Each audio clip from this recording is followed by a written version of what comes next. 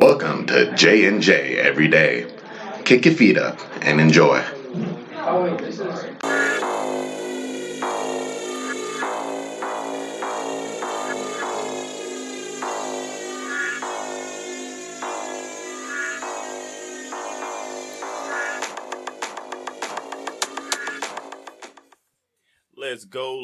Let's go, man. It's episode 148, J&J Every Day. Yes, sir. Good afternoon, y'all. It's We back. I'm JC with my partner Jason. Yeah, man. We got some news. We got some good news to share, y'all, man. Good news. Shout out to the Spotify listeners. Shout out to the SoundCloud listeners. We are YouTubers. nothing without y'all. We are nothing. Yeah, we're nothing without you guys. Thank you guys for real. Thank you. And the big news we got. Shout out to the Montgomery College Radio. We're about to be streaming on this. It's about to be the first episode. We're about to be airing on their airwaves. So thanks to everybody over there. Shout out to Miss Copeland and everybody. We're gonna give you guys. Thank you, Miss Copeland. Thank you. Thank you so much. We really appreciate it. Yep, but this is a sports show. We're gonna get right into it, man. We had a Monday night game. Yep. The Seahawks trailed by 10 for the second time in the last two seasons in the first quarter. This ain't never happened. But they came back in the end. Like we said, Jimmy G, too many giveaways. He had 3 giveaways in this, but their defense was elite. Stopped plenty of touchdowns, especially a big one from DK Metcalf where he was like 1 inch away from the touchdown. Like I said last week last episode that their defense was going to hold them up, and they should have, but the offense couldn't do anything, and then pair that with the Emmanuel Sanders injury. And George Kittle.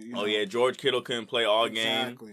So the wide receivers from 49ers were just dropping the passes and weren't helping him out, which caused these 3 giveaways, and Seahawks came back. It was an interesting game, though. It was very fun. Yeah, interesting game, man. On injuries, it was a very pass-catching injured game. George Kittle, never touched the field. Emmanuel Sanders was injured, and so was T.J. Lockett. Deebo Samuel stepped up in a huge way. Yep, 8 receptions, first time this season. Yep, for 112 yards. Stepped up in a huge way for San Francisco.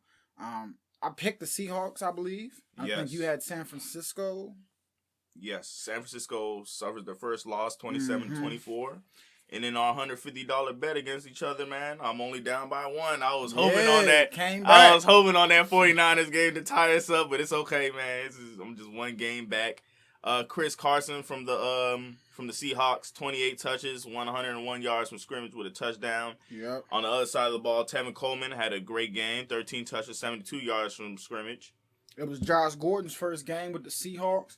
He only had 2 catches for 27 yards, but they were 2 timely, big-time catches on third downs late in the game. When you had to move the sticks. Especially when Tyler Lockett got injured, Josh Gordon came in and helped out big time. Exactly. But another big thing that we had, Seahawks, they traded for Jadeveon Clowney earlier in the year.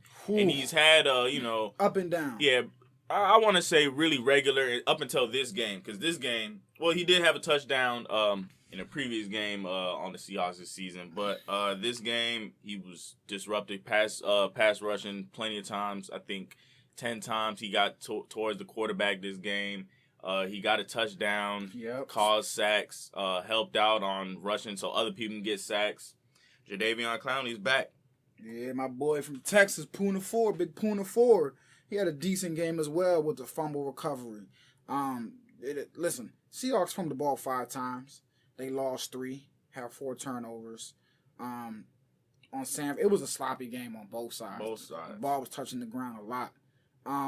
Because I picked Seattle in this game, what I gained from this win was that Seattle very well versed, as I assumed, and can go into a hostile territory and win with the best of them. I didn't really take too much away from the Seattle side. What I did take away though was San Fran side. What I feared, your boy Jimmy G.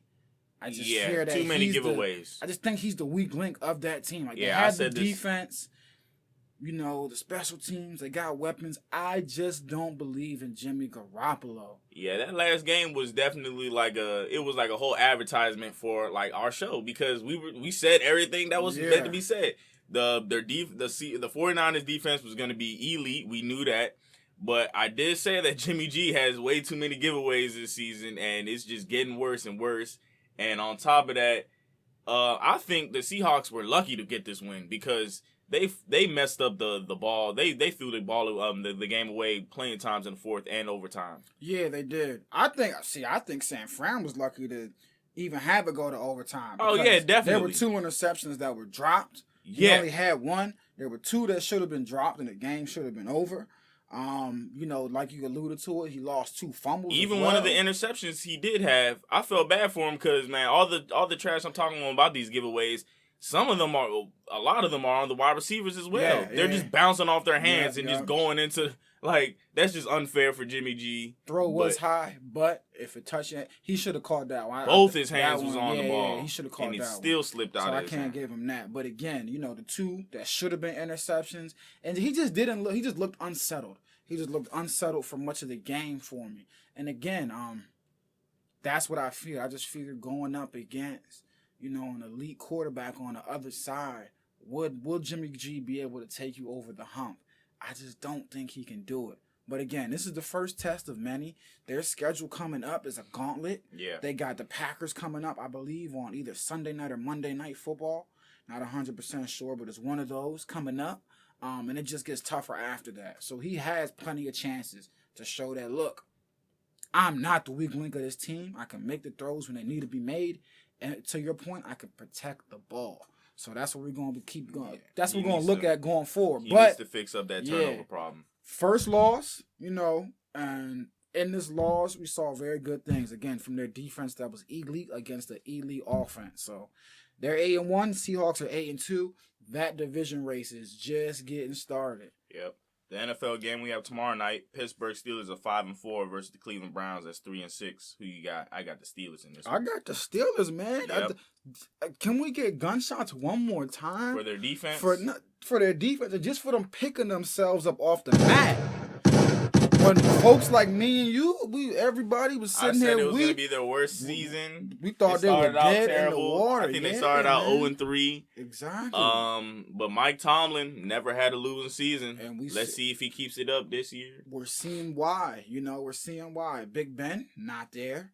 Doing it with Mason Rudolph, you know what I'm saying? And elite defense, man. Very elite. I got to apologize to Minkah Fitzpatrick. Again, I said you weren't worth the number 1, that first-round draft pick that they traded for you. I thought they gave away way too much. Look, sir, as of right now, you're proving me 100% wrong. You might have been worth 2 to 3 first-rounders for, you know, the work that you've put in since you've been a Steeler. So I think that I'm taking the Steelers on this one. And I think they'll improve to 6-4, man. And listen, their next 3 games. At Cleveland, at Cincinnati, versus Cleveland.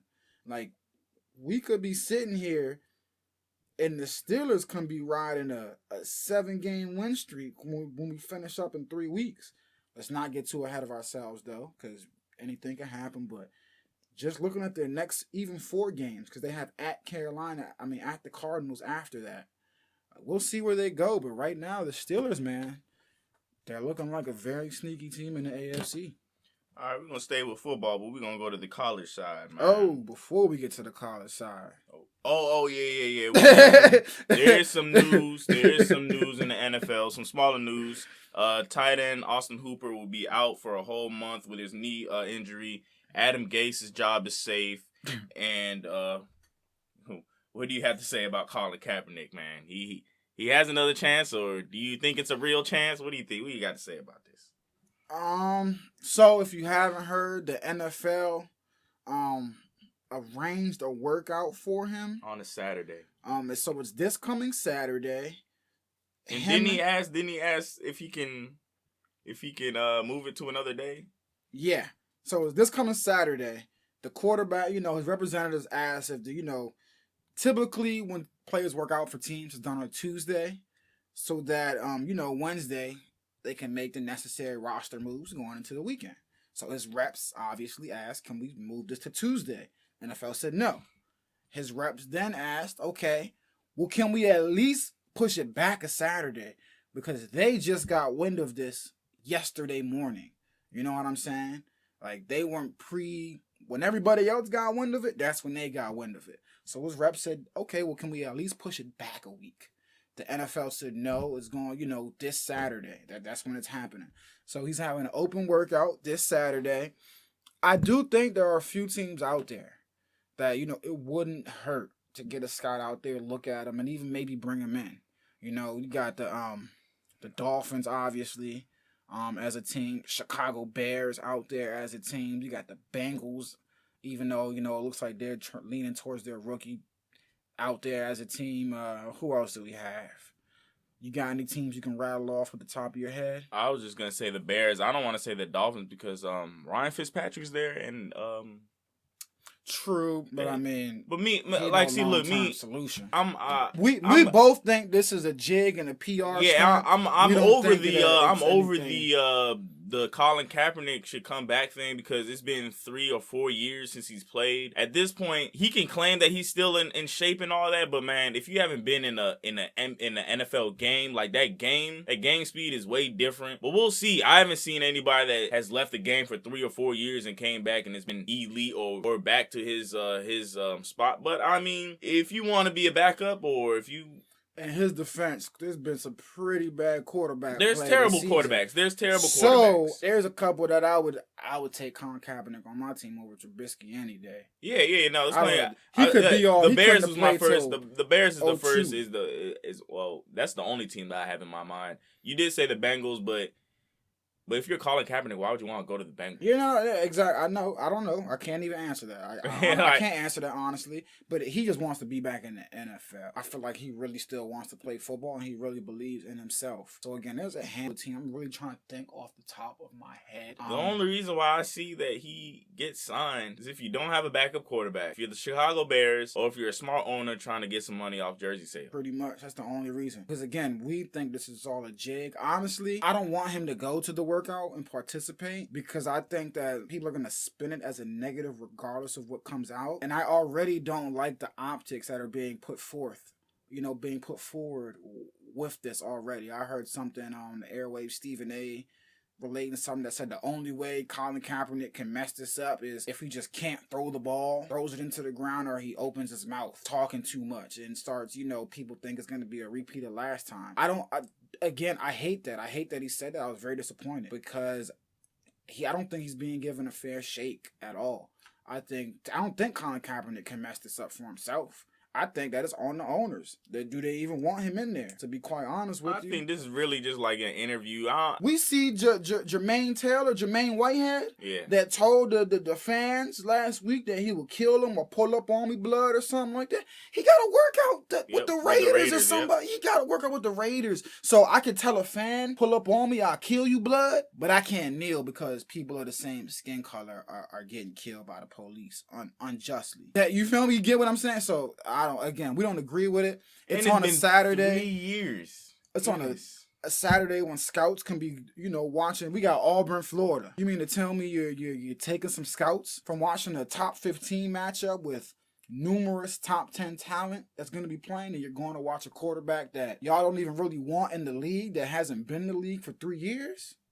Something just don't smell right. Something just doesn't seem right with this. So, hey, look, I'm happy they're even calling him, giving it a chance, but I don't like it. And I wish he would have turned him down, but I'm not him. I'm not in his shoes. No, Colin Kaepernick can't turn it down at this point because it's all he's been fighting for. Is to get back. Yeah. So listen, we'll see. Saturday, we're definitely gonna be, with our ears to the TVs and radios or whatever you may have it to see how it turned out and see what folks are saying. But Colin Kaepernick, check him out Saturday. I mean, I guess I want to see him on a team. No, I for sure want to see him on a team. I just don't like the way it's going about. Like this whole thing. The NFL came out today also and said this is not a PR stunt. There were genuinely teams. With interest in him and this, that, and the third. There was team interested in him 3 years ago, but they didn't let him. Exactly. Because they were too busy. We know why they didn't let him. So, man, what? There's been poor quarterback play, man, over the last 3 years, but we already know what's up. Yeah, we do. So again, big shouts to him. We'll keep an eye on that and see where that goes this weekend, man. He gets a workout. Another thing, well, like we're transitioning into college football, but that's another big thing. It's on Saturday, which all the college football games, all the big college football games is on. Bro, especially the Auburn game. Bro, that's why I'm like, are we really, like, are they really serious here? And then you deny him. You can't even let him push it back a week to get his ducks in a row. You know what I'm saying? Like, you don't know what he had lined up this week. You don't okay, I guess. I guess National Football League. But kudos to you guys for offering him. Moving on, though, to college football. Whoa, we had some... Minnesota is now number 8 after they beat Penn State, who's now number 9. I tried to tell y'all. 31-26. Yep, you called it. I was definitely wrong. Clifford on the Penn State side had 3 interceptions, even though he had 2 100-yard receivers. It was a nice game. Minnesota quarterback threw for 90%, man. Ooh. 3 touchdowns, no interceptions, a 200-yard receiver, and a 100-yard receiver. Goodness. That was a shootout. That was a shootout. It was a good game. I think Penn State went for 2 when they didn't need to, in my opinion. And I think that came back to hurt them. But again, a heck of a win for Minnesota, man. A heck of a win for Minnesota in that program. And this is what I've been talking about, man, for like the last 2 years, man. Big Ten just beats up each other every year. Mm-hmm. We can't ever get it right. We just beat each other up the whole time. Another big game that we had, though, LSU is number 1 ranked. They beat Alabama 46-41. Alabama's now number 3.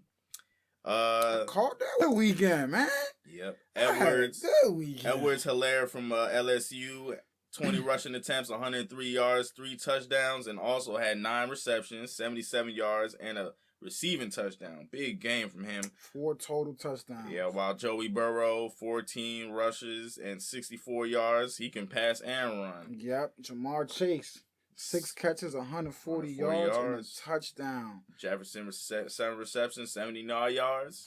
Listen, great game. That LSU offense, man, is loaded.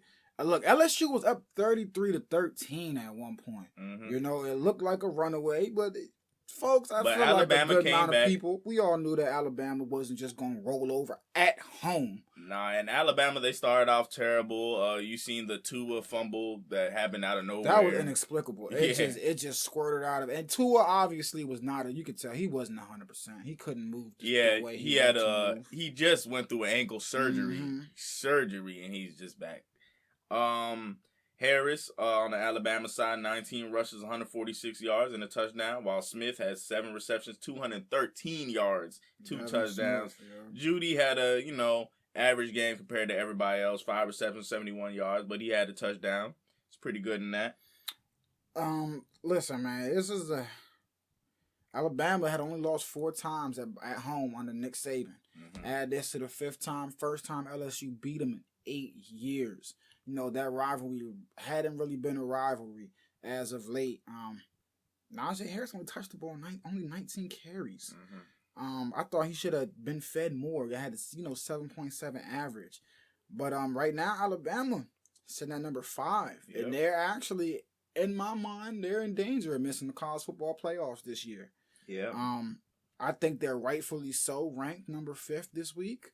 Number 5 this week. I had a little back and forth with folks over on Twitter who were trying to tell me that, but do they pass the eye test? Yes, but who you play matters. You get what I'm saying? And I've been beating this dead horse for a couple years now about the fact that Alabama, they get away with it every single year because we all live under that, that old illusion of saying that, the SEC the toughest conference. All they do is beat up on each other. So they don't need to schedule any, tough non-conference opponents. Well, that might come back to bite Alabama this season. Because this was their big game in essence. Outside of the Auburn, the Iron Bowl, which they have at the end of the year, they don't play anybody. They haven't played anybody all season. And this was their one big test, and they failed it. And I think they should be penalized for that. So I think the committee got it right this week. And if, let's say, LSU and Georgia meet for an SEC title game, if Georgia beats LSU and Georgia are going to get into the college football playoffs. Because LSU is going to have one loss, which is going to be in the SEC title game. That can definitely be overlooked. Definitely because they beat Bama. Look at the wins they would have. And then Georgia would only have one loss on their resume, being at South Carolina. It's a bad loss. But that's saying Georgia would lose to LSU. I think LSU would spank Georgia. No, that's what I'm saying, though. If Georgia beats LSU in the SEC title game, Bama is for sure not getting into the college football playoffs. That's 100% for sure in my mind. Because 2 SEC teams, your Big 12 champion, and Clemson. That would be your top 4. If LSU wins the SEC title game, that's the only chance for Alabama to sneak back in, and I think they will. Because I don't think Oklahoma can get in with one loss. I don't think Oklahoma can get in anyway because, man, the way they're playing, they just gave up 41 to Iowa State. I know we've been talking about their defense been terrible. I tried for years. I'm trying to tell you, the defense if you only 1 point away from being an unranked Iowa State, even though they have been ranked around the 20s this year. Iowa State is a sneaky team, and they give everybody in the Big 12 fits. But Oklahoma's not going to get in with one loss this year. It's not going. The Big 12 just isn't good enough. So Alabama. You see what happens when you schedule Western Kentucky in Week 8 or Western Carolina in Week 11, excuse me. Like, this is unheard of. They play at Mississippi State, and then in 2 weeks, they really play Western Carolina University. No, it's not a joke.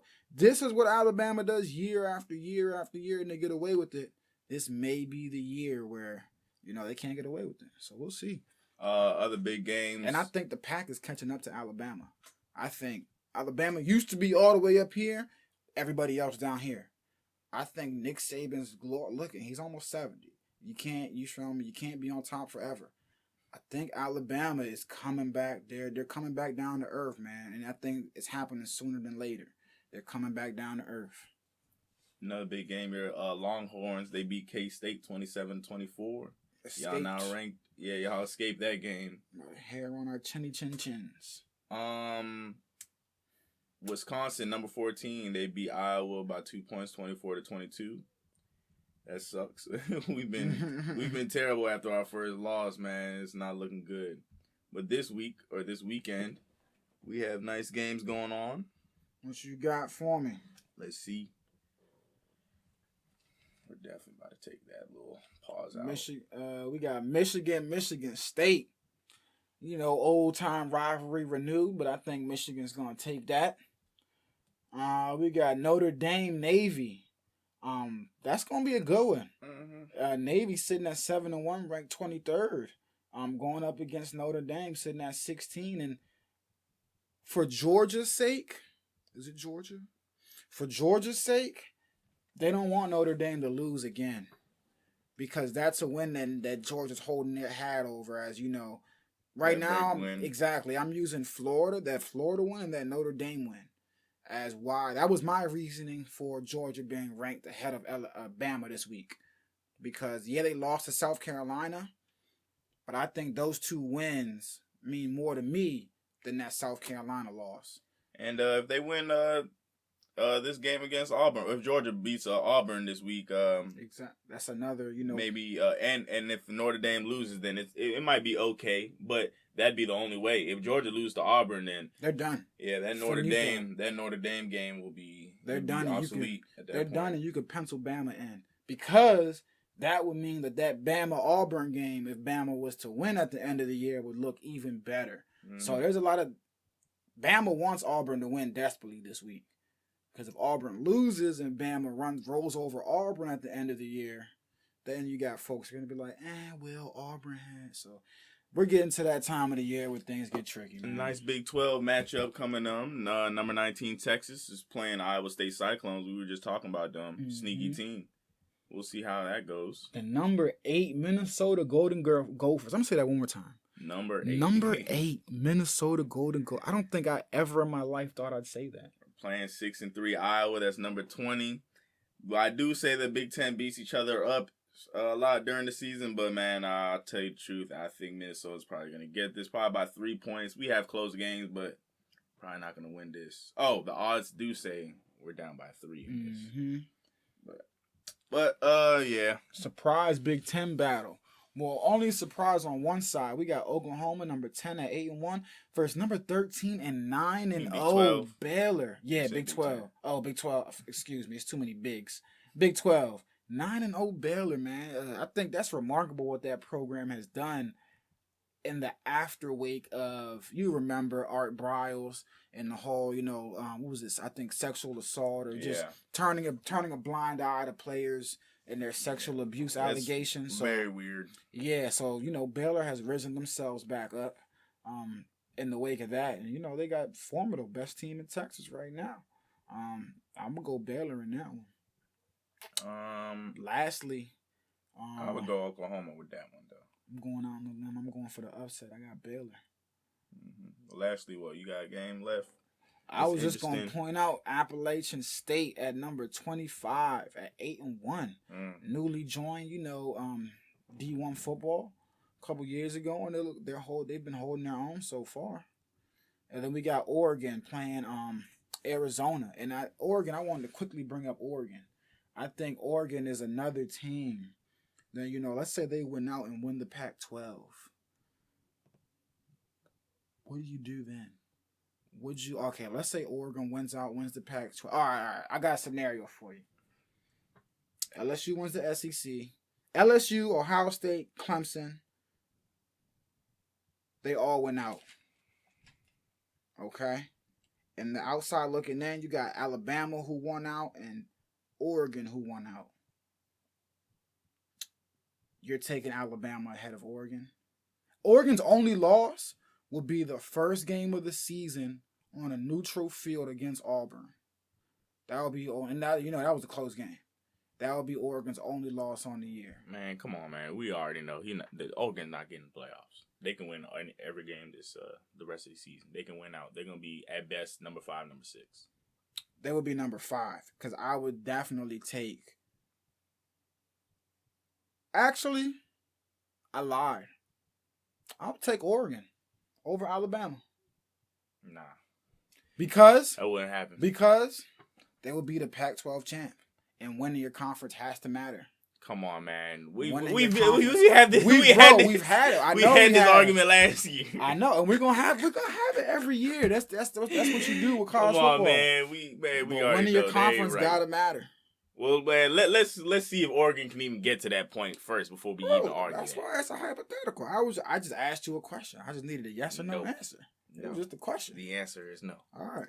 But next game we got. Not next game. We moving on. I'm glad you brought up Oregon. Chase Young suspension. It's only 2 games. 2 games. He'll be back for the Penn State game, which I didn't think they were gonna lose without him anyways.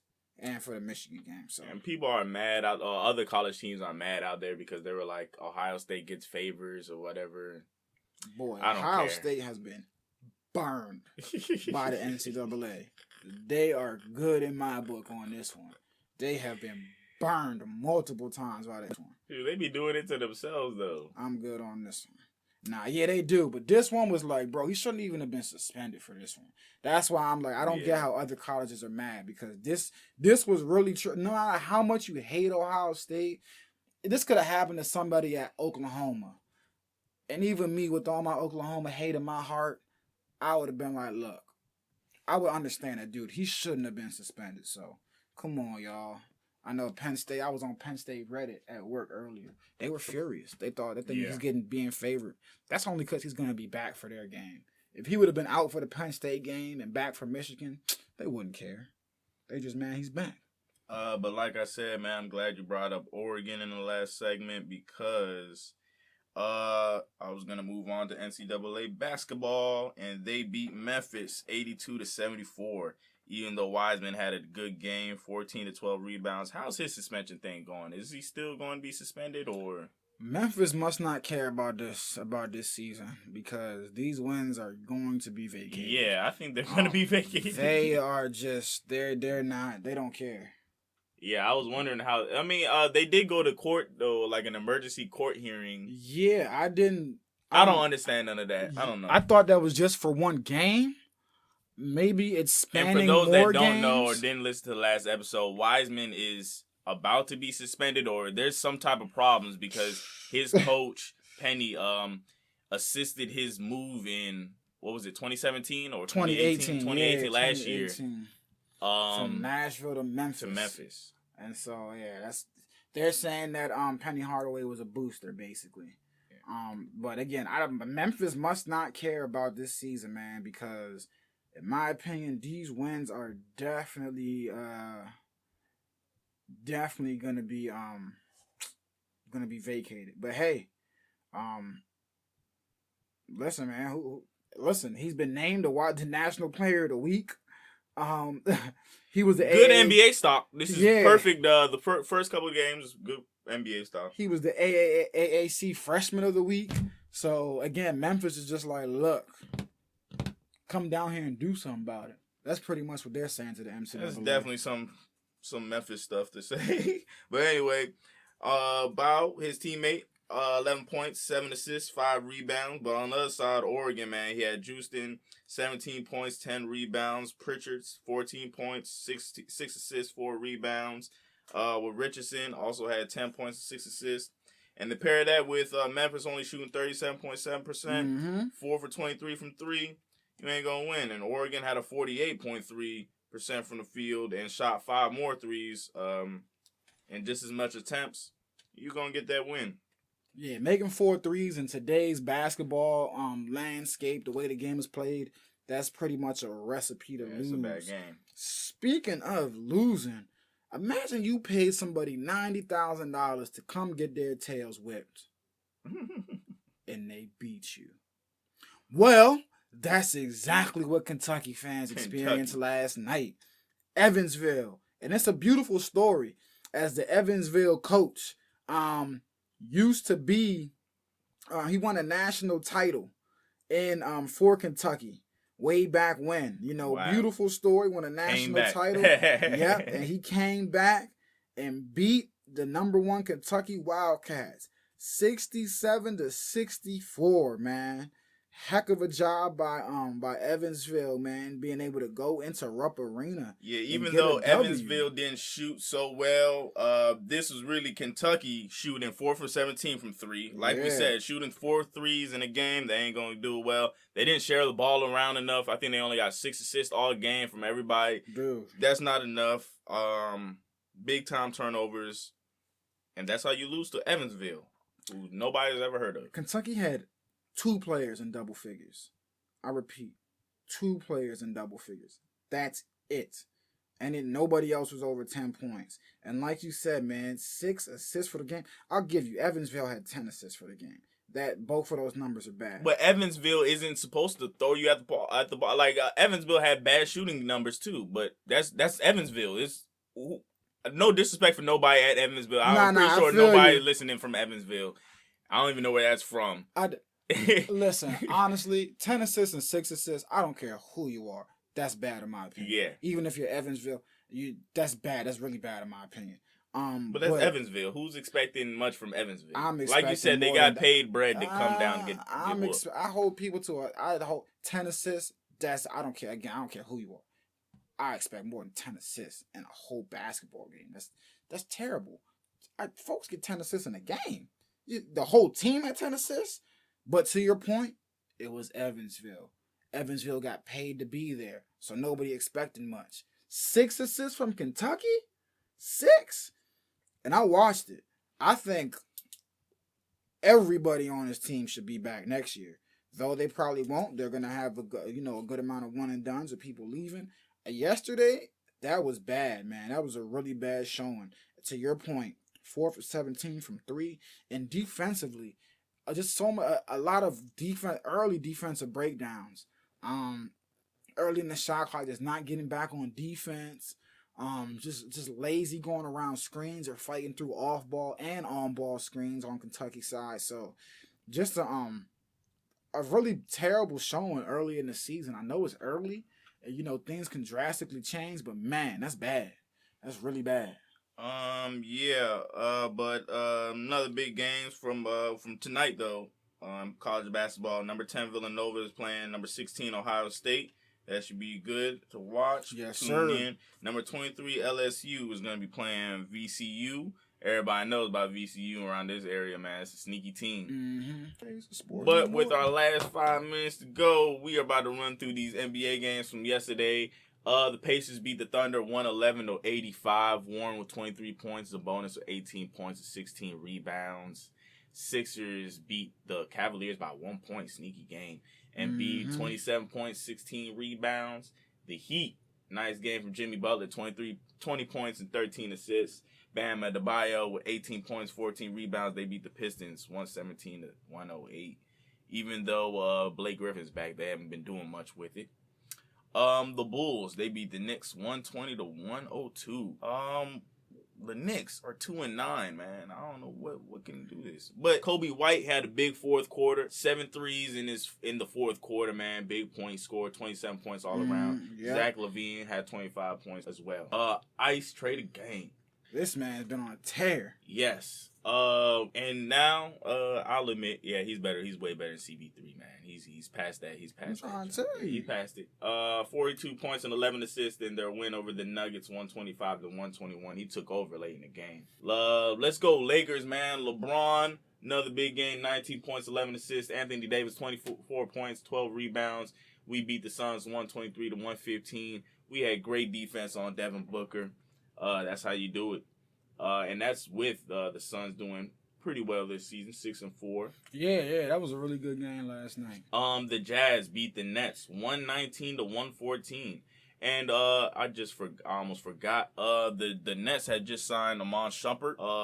That would be a good little pickup. We'll see how that goes. Yeah. Kyrie had been reaching out to folks, to veterans around the league. He had spoken to Iman previously, and I think with the Wilson Chandler still suspended, and Karis LeVert being injured, it was time for him to pick up.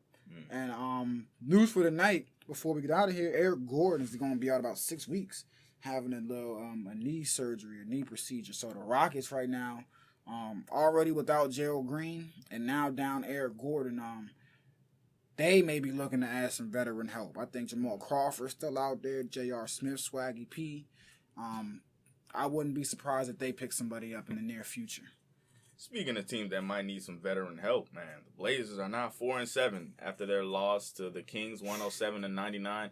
Am I being a little too early here? But I think the Blazers might be in some trouble here. I've said it, I think, like 3 past shows now. The role players that they lost in the off season, their production is going to be very, very hard to duplicate. And I didn't think that they brought in enough in the off season to make up for that. So we'll see, man. It seems to me like every time I watch a game, Dame has to go for 30 or more, or they don't have a shot. And you pair that with CJ McCollum not being his usual self this whole season. Yeah, it's 9-10 games. Yeah, it's early. People, it takes a while for folks to find their groove, but in the West, you don't got a while to find your groove.